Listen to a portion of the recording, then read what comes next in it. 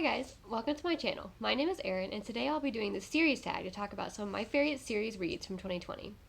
The first question, what is the best series that you've caught up with this year that is still a work in progress? For this question, my answer is The Kiss Quotient by Helen Huang. This is a romance series that currently has 2 books, The Kiss Quotient and The Bride Test. The Kiss Quotient is about a girl named Stella who has Asperger's, and in order to learn how to date, she hires a male escort to kind of teach her to practice with, and since this is a romance, they obviously end up falling in love.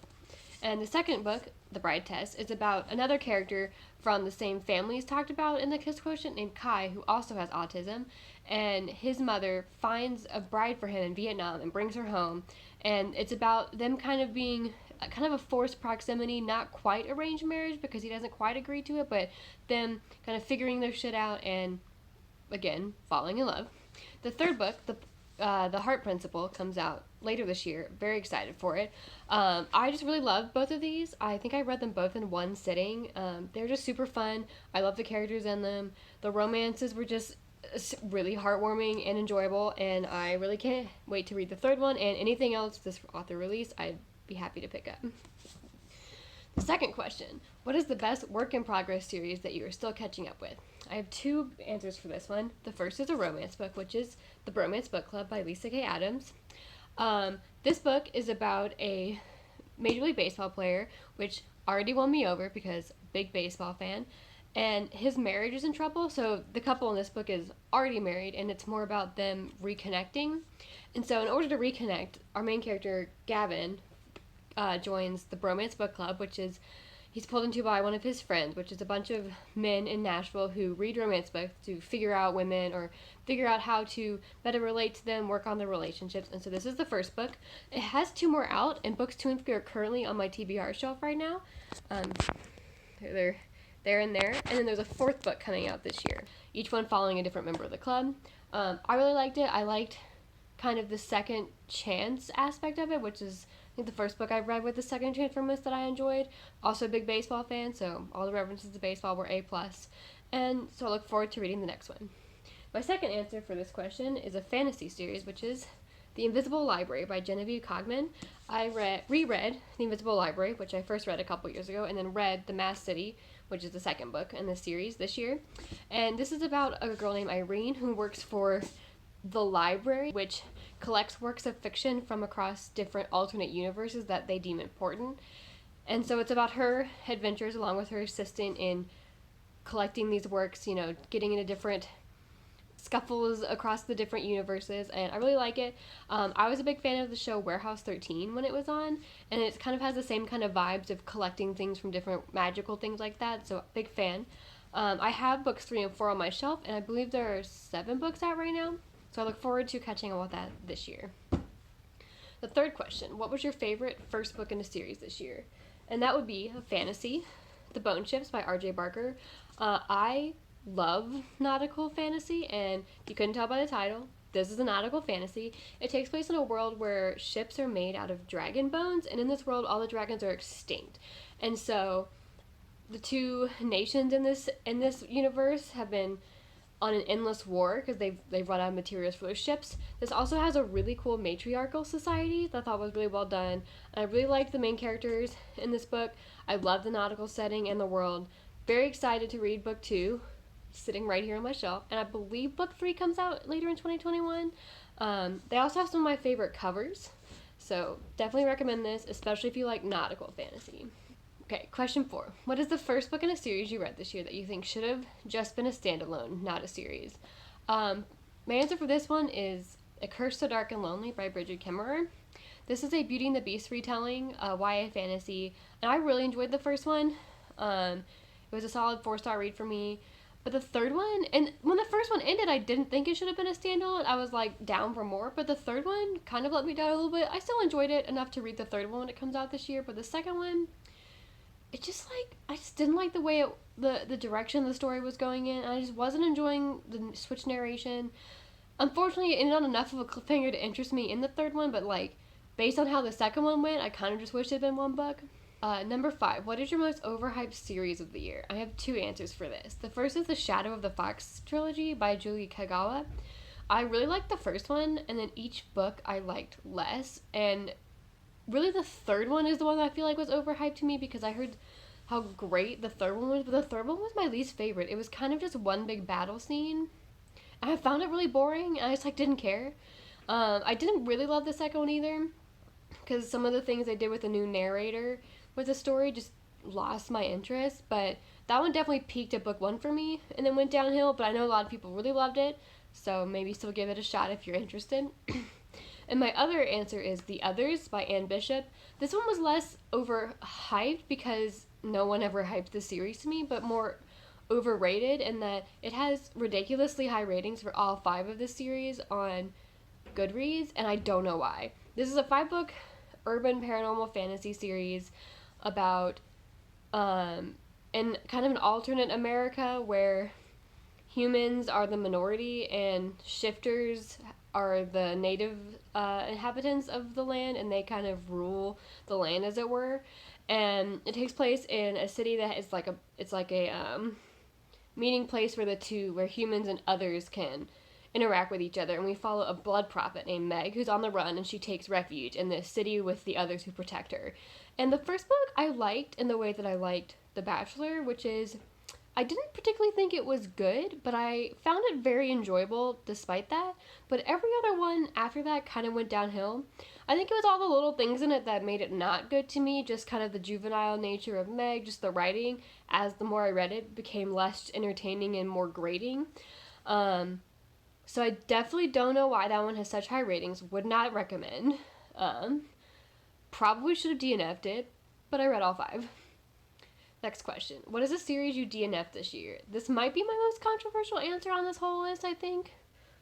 So that would be the Murderbot series by Martha Wells. I read all 4 novellas. I got them from Tor eBooks free downloads maybe back in May, I think.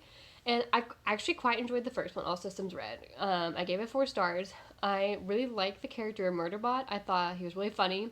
Or they, I guess they're not gendered in the books. I thought Murderbot was really funny. I enjoyed their proclivity to be introverted and want to just watch soap operas all the time. I thought it was entertaining. But then after that, the other books just kind of fell flat, and I think it's because none of the other plots ever interest me in the novellas. Like, I just didn't care at all. And having an interesting character only goes so far when they're not doing anything except wanting to watch soap operas. Like, it wasn't like a character-driven book where you see lots of character development and growth. It was just, here's Murderbot. They're watching soap operas. And there's some plot in the background, I guess. So, definitely disappointed. I read all 4 novellas, but I stopped it there. I gave them 3 stars, so I didn't hate them, but just didn't love them, and I think a full-length novel I would not get through. Okay, next question. What was your favorite series finale of the year? That would be The Burning God by R.F. Kuang. I love this book. I thought it was so good. It really wrapped up the series well, in my opinion. I had no idea how she was going to wrap it up. It's really the end. I finished The Dragon Republic and was like, what the heck is going to happen to The Burning God? How is she going to wrap this up? I have no predictions whatsoever, and I think she did a really good job. I like the way it ended. It was the way it needed to end, I think. It was not my favorite in the series. It was still definitely a 5-star book for me. So, The Burning God. Next question. What was the biggest cliffhanger you had in the series this year? So that will be American Royals by Catherine McGee. I read this back earlier in the year. And this is a young adult, new adult romance series, kind of alternate history romance, where it takes America if instead of a presidency, George Washington was offered a crown, and then this book takes place in the modern day following the American royal family, and I love books with royalty in them. I don't know why. I can't explain it. I've always loved history, learning about history centered around royal families of different countries. I love The Crown. I love other fantasies with royalty in them. So I've always loved books with royalty. And then this one, I loved it. It was like reading candy to me. It was so entertaining, and it ended on such a cliffhanger. Luckily, the second book, Majesty, came out also last year, but several months after I read it. So I actually read this one twice. I read it, and then 6 months later, when Majesty came out, I purchased both of them, and then reread American Royals, read Majesty. This duology is excellent. Definitely recommend if you're into want something just kind of fun and fluffy. The duology took the cliffhangers in ways I didn't think I wanted, but ended up loving, and so I really got to give props to the author for that one. Okay, what is your favorite spin-off series you read this year? So I only read 2 books I think that would qualify, and neither of them were spin-off series. They were both like spin-off sequels, and that they took place X number of years after the original series. So my favorite of those 2 was Turning Darkness into Light by Marie Brennan. This is a standalone sequel to the Memoirs of Lady Trent series by Marie Brennan, which is my favorite series of all time. And it follows the Lady Trent, who's the main character of the first series. Her granddaughter is the main character of this one. And I loved returning to the world. I thought the granddaughter was just as fun of a main character as Lady Trent was. And it made me really want to reread the first 5 and just be completely immersed in the original story. It had some references to the original story, and I kind of remember what had happened, but it had been just long enough since I read them that I had these oh, that's right, that thing happened, but I couldn't quite remember all of it, so I really want to reread the first 5. Based on some Goodreads reviews, this was marketed as being able to be read without having read Lady Trent, and I disagree. You technically could read this one without having read the original series, since it's all pretty much new characters, but definitely don't do that. Read the other 5 first, then read this one, which I would recommend because I love this series. What is your most anticipated next book in a series that you read this year that will come out next year? So I have 2 answers for this one again, 2 different genres. The first is sci-fi, which is, well, this is the first one, A Memory Called Empire, and the release I'm anticipating is its sequel, A Desolation Called Peace. This was really good. This is a political sci-fi, which I think is the brand of sci-fi I enjoy the most. I've started reading more sci-fi last year, trying to figure out kind of what I like in sci-fi, because I definitely usually prefer watching sci-fi over reading it, but I wanted to give reading it more a try. Though fantasy will always be my first love, and I really like this one. This was definitely kind of a cerebral fantasy sci-fi. Very interesting. I really liked the world, and I thought it was kind of a fun mystery mixed in with the politics, and I'm excited for the sequel, A Desolation Called Peace. It comes out next month. The other answer is a historical romance series, and that is the next book in the League of Extraordinary Women series, which right now we have Bringing Down the Duke and A Rogue of One's Own by Evie Dunmore, and the 3rd book comes out this year. It's called Portrait of a Scotsman, and it has the prettiest cover of the 3. It's purple. I love it. This is essentially the only historical romance I've ever read, and I freaking love it. So it's definitely piqued my interest in picking up more historical romance, but I loved both of these. A Rogue of One's Own was my favorite romance of last year, but I still really loved this one as well. They follow members of a suffragette group, and each book, there's going to be a 4th book, and all 4 follow different members of the suffragette group and them finding their love. So would definitely recommend this series. Very excited for the 3rd one. What is your most anticipated series to catch up with next year based on what you read in that series this year? I'd say the From Blood and Ash series by Jennifer L. Armentrout. I'm actually currently reading the 2nd book, so I've almost caught up. But last year I read From Blood and Ash. I really enjoyed it. It was a fun fantasy romance read, and it was different than what I expected in the type of fantasy. I was expecting kind of a high fantasy, and it's kind of a paranormal high fantasy blend. Definitely interesting. I'm just started the book 2 as I'm recording this video, and I'm very excited to read that one. And the 3rd book comes out, I believe, in April. Definitely recommend if you're into fantasy romance. What is your favorite series that you finished this year? I have 2 answers for this one. I told myself I didn't want to repeat any series on this list, but because The Bird and God was my favorite finale, I couldn't not put The Poppy War series as my favorite series. I gave all 3 of these books 5 stars. They were amazing. I read all 3 of them last year. If you somehow haven't heard what this series is about, it's a historical fantasy based on Chinese history, and it follows a girl named Ren as she goes to the synagogue to train at the military academy, and then the ensuing war that breaks out. The Dragon Republic is my favorite of the 3, mostly because it has the most Nisa in it, and I would die for Nisa, honestly. And these are definitely a mix, in my opinion, of plot-driven and character-driven. I know especially the 3rd one, if you're more into the character side of the books than the plot, you'll like the 3rd one more, but definitely recommend these. 5 stars to all of them. And my second answer to this, to get a new series on this list, is The Arc of the Size trilogy by Neil Shusterman. I read all 3 of these last year as well. I've been a Neil Shusterman fan for a while now, ever since I think in 5th grade when I picked up Everlast from my English teacher's shelf.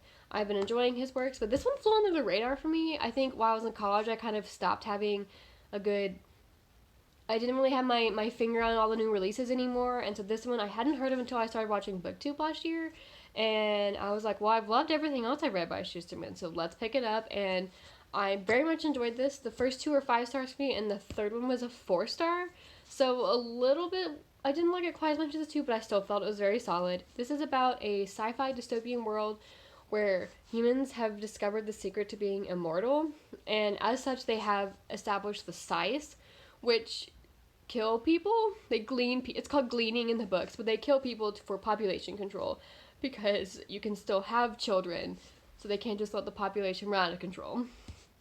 But very good, a very good YA sci-fi series, would definitely recommend. One of the better YA series I read recently, and definitely one of the YA series I think has the most mass appeal to not traditionally YA readers than a lot of other things. What is your favorite episodic series of the year? So I'm not sure if this is technically what it means by, the question is mean by episodic, but I'm counting it, and that's The Books of Amba by Tasha Suri, which is Empire of Sand, and Realm of Ash. It's just a duology, so it's just these 2. This takes place in a world where a group of people called the Amrathi are nomadic outcasts who have magical powers, and our main character in Empire of Sand her name is Mare, and she's the illegitimate daughter of an imperial governor and an outcast Amrathi mother, and so she's inherited some of the magical powers and has the ability to manipulate the dreams of the gods. And so when her powers come to light, she's kind of taken because of them, and the story kind of unfolds from there. But this Realm of Ash takes place 10 years later following Mare's sister, and that's kind of why I'm counting as episodic, because it's 2 different main characters and 10 years apart, so it's not like a direct event sequel, but these have some of the best romance I have ever read in a fantasy book. Both of them. They're both incredibly well done, slow burn, very respectful romance, A+. I also really loved the world. The world in these books are inspired by Mughal India, I believe. Very different from what I've read. Definitely recommend for people who want a different kind of setting, or who want some romance in their fantasy. What is a series that you finally bailed on after holding on to it for a long time? I'm gonna say just a lot of YA series that I started in high school and never finished. I don't have one specific answer. This year I decided to take stock of all the series I'd started, and I started like a spreadsheet to keep track, and I had a ton of series that I had started in high school, most of them young adult, and then when I got to college, I read less because I had less time, and a lot of the series got to the point where I'd have to reread them if I wanted to continue, and so I kind of went through and culled my list of a lot of series. I was like, here's the thing, I'm just not going to be interested in these anymore. I don't want to reread them. I kept some around, but I culled a lot of those, so I'm not going to list all of them, but definitely a lot of those I axed on my in-progress series list. Still have a lot of in-progress series, though, but always nice to make some progress. What is the series you were most surprised that you liked this year? So my answer for this is the Pervine Mystery series by Sujata Massey. This is a historical mystery detective-y. It's not a detective, but it's kind of a detective-style mystery set in 1920s India, following Pervine Mystery, who is a female lawyer. And at this time, female lawyers aren't really accepted. But she works with her dad, and in the first book, she is called in because she's working out the will for some widows, and the way their culture works, they can only speak to women. So luckily, she is a woman and a lawyer, so she can go talk to them for her dad, and as well as also understand what's going on. And there's definitely a mystery aspect of it. And then there's the second book is another adventure in her lawyer detective-y skills, and I loved these books. I don't remember why I picked them up because I never heard of them. I just saw the first one on my library's available ebooks list back in I think January, and I was like, yeah, that kind of sounds good. And these were amazing. I don't know if there's going to be a third one, but I really hope so because I love Pervine Mystery. She's such a great main character. I really like the 1920s India setting. It's really interesting in a totally different setting from what I read, especially for kind of just like a mystery setting. So definitely recommend if you like kind of fun mysteries. And I really hope she writes more. What is a series that you meant to catch up with or finish this year that you didn't? That would be The Stormlight Archive by Brandon Sanderson. I read Way of Kings many moons ago. I read Words of Radiance literally immediately when it came out. And then Oathbringer came out and I bought it and never read it. I wanted to reread the first two because it'd been 3 years, so I kind of forgot stuff and I just never did. I never wanted to reread those big books while I was in college because I didn't have a ton of reading time, so I tended to limit it to shorter books so I'd actually finish books. And so this year, when Rhythm of War came out, I said, okay, I'm going to reread them. I'm going to read Oathbringer. I'll read Rhythm of War. I pre-ordered Rhythm of War, so I had it right after it came out. I got through Way of Kings and Words of Radiance in November, and then I didn't finish Oathbringer till December, and then I didn't pick up Rhythm of War before the year was over. I'm currently reading it as of filming this video, so it's gonna happen early 2021, but I really thought I was gonna finish all 4 in November, and that really did not happen. Okay. What is a series you finished this year that you think is greater than the sum of its parts? And that for me is the Thursday Next series by Jasper Fforde. There are 7 books, and the first one is The Air Affair. I got this book as a Christmas present, I think in 2019, from my best friends who had read it and liked it, and he was like fantasy, so he gave me this, and I'm really glad he did, because I thought the series was just such a solid series. It takes place in a surreal alternate Britain in 1985 is when the first one is, though it spans multiple years by the end, where time travel is real, you can clone animals, and dodos are new popular pets.